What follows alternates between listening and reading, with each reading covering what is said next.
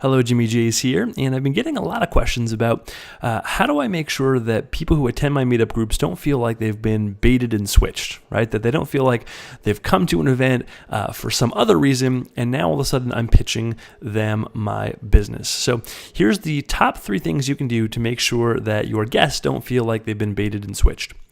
Number 1 is focus on adding value. Rather than focusing on what you want, focus on what your prospect wants. And do your best to graduate from transactional thinking to abundance thinking. And here's what I mean by that. One of my very first coaches told me, everything positive that you put out there will always come back to you tenfold, as long as you don't care where it comes from, right? So do your best to be detached from the outcome, to be detached to where the abundance comes back from. And an example of this for me was I remember there was a time when I had sponsored an event, and it was in a different city, and I paid to have a sponsor booth, and I paid, it included some stage time for me to be able to speak.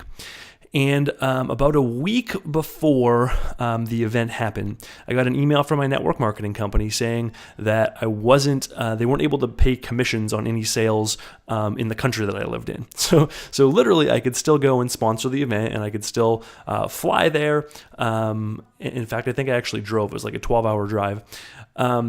However, there wasn't really a way for me to make money back from it. And so I really considered not going. I didn't, even though I'd already paid for the booth and things like that, it was going to cost extra money just to drive there, and there wasn't a way for me to monetize. And I decided that I was going to do it anyways. Partly because I was hopeful that maybe something would change and I would be able, in a week or two, to be able to make sales again. And partly because I knew the organizer of the event and I knew they had me slotted in to speak. And so I didn't want to disappoint them. So I ended up going anyways.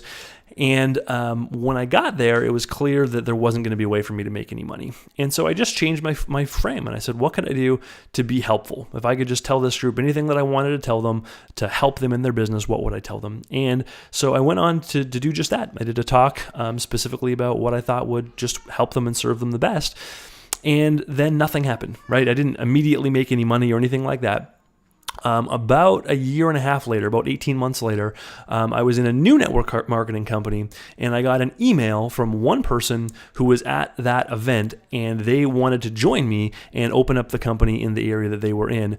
And that one connection, that one person led me to somebody who led me to somebody who ended up being about 30% of my business. So about 2,000 distributors, 10 to 15,000 customers came as a result of that one connection, and probably an extra, $200,000 roughly in income for me. Okay, so again, just being detached from where it came from and putting it out there, and a year and a half later, it comes back, and I didn't care where it came from. Okay, so do your best to just trust that, even if you can't make the connection of how it comes back, just trust that if you add value and you have that abundance mentality of serving people and adding value to them, that it will come back around to you. Number 2 is redefine your mission. All right, what do you stand for? Focus on what you stand for, not on what you sell. And here's an example of that, right? If you stand for, sometimes I hear companies that'll say things like, we're all about ending childhood obesity, or we're going to, we're on a mission against obesity, right? But then those same distributors are, in Facebook groups squabbling with other distributors from other companies. And they're like, here's our healthy eating plan, and here's your healthy eating plan, and we're going to fight about whose healthy eating plan is better. Listen, if your mission truly is to eradicate obesity, then you aren't enemies with each other, you're allies to each other. And you should be fighting fast food companies together, okay?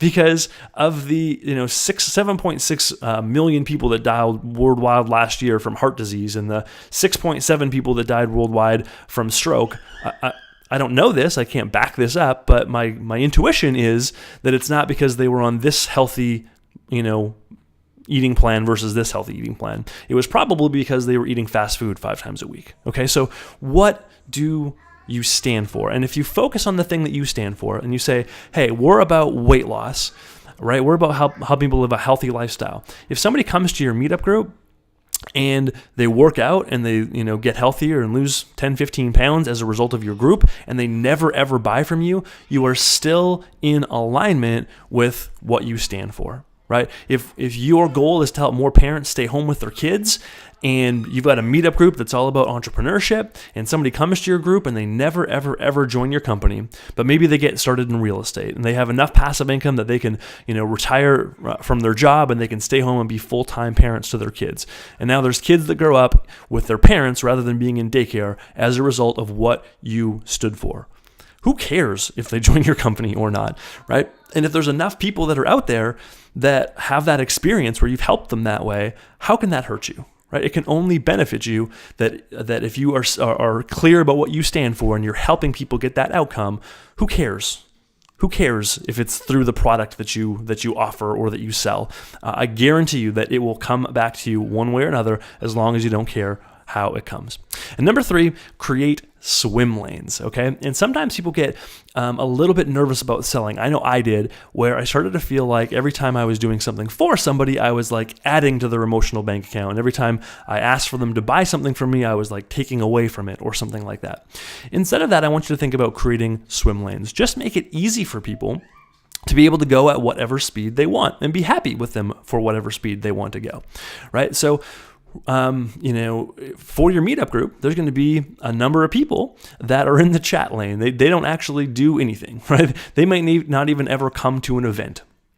And that's okay. It's all right for them to hang out in the group. It's okay for them to join. In fact, by definition of them being in your group, it's going to mean that you rank higher on Meetup and that you're going to end up getting more members because of those people who never actually attend. So don't worry about it. Don't fight with it. Just let people do that.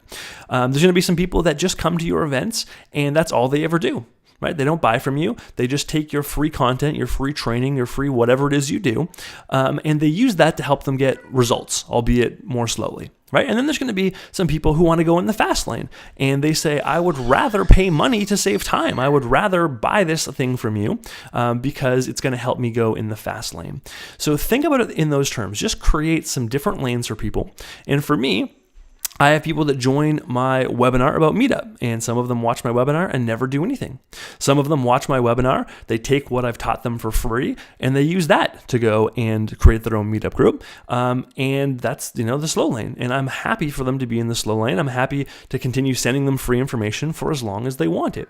And there's going to be some members that want the fast lane immediately. They say, you know what, I'd like to purchase your course. I want step-by-step instruction on how to do it, and I want the fast lane. And they're not upset that I'm offering them the fast lane. They're happy that I'm offering them a fast lane, a shortcut, right? For them to be able to do it that way. So think about it the same way for your meetup group, right? There's going to be people that are going to be really, really happy to be able to do the fast lane, right? They can vacation sooner. They can lose weight faster. They can make money more quickly. They can get more, contacts. Whatever it is that they want, you can help them do it faster with your product or service. So just offer it and be detached from who decides to be in the slow lane, who decides to be in the fast lane, and who decides to be in the chat lane. So really hope that helps you.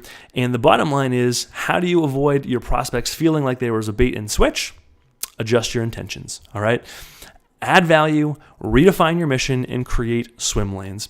Add value regardless of who buys from you. Graduate from the transactional thinking to an abundance mentality.